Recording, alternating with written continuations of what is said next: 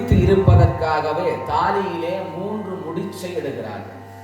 உள்ளத்தினாலும் உடலினாலும் செயலினாலும் இருவரும் ஒருவர் என்கிற எண்ணத்தை காட்டுவதற்காக தாலியிலே 3 முடிச்சு விடுகிற வளமையை சைவ பாரம்பரியம் கொண்டிருக்கிறது.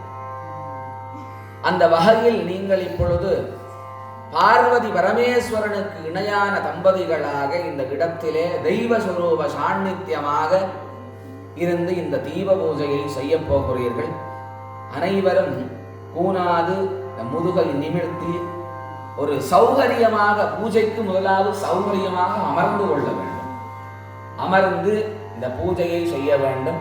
முதலிலே இப்பொழுது தீபத்தை ஏற்ற போகிறீர்கள்.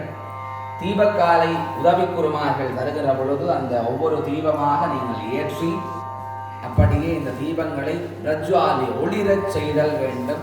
இப்பொழுது அனைவரும் தீபத்தை ஏற்றுங்கள். ஓம் தீபஜ்யோதி பரமபிரம்ம தீபஜ்யோதி ஜனார்த்தனஹ தீபோ ஹரது மே பாபம் தீபஜ்யோதி நமோஸ்துதே தீபம் பிரஜ்வால்ய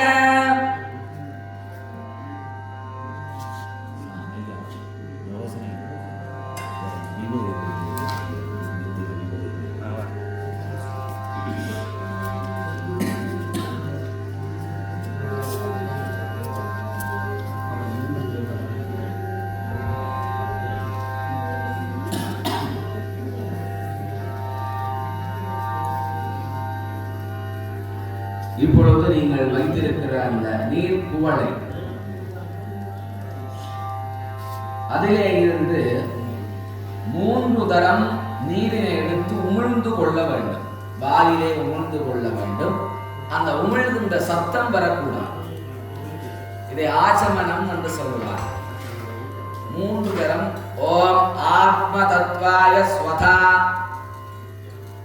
உமிழ்ந்து கொள்ளுங்கள். ஒருக்கா. 2ஆம் தரம் ஓம் வித்யா தத்வாய ஸ்வதா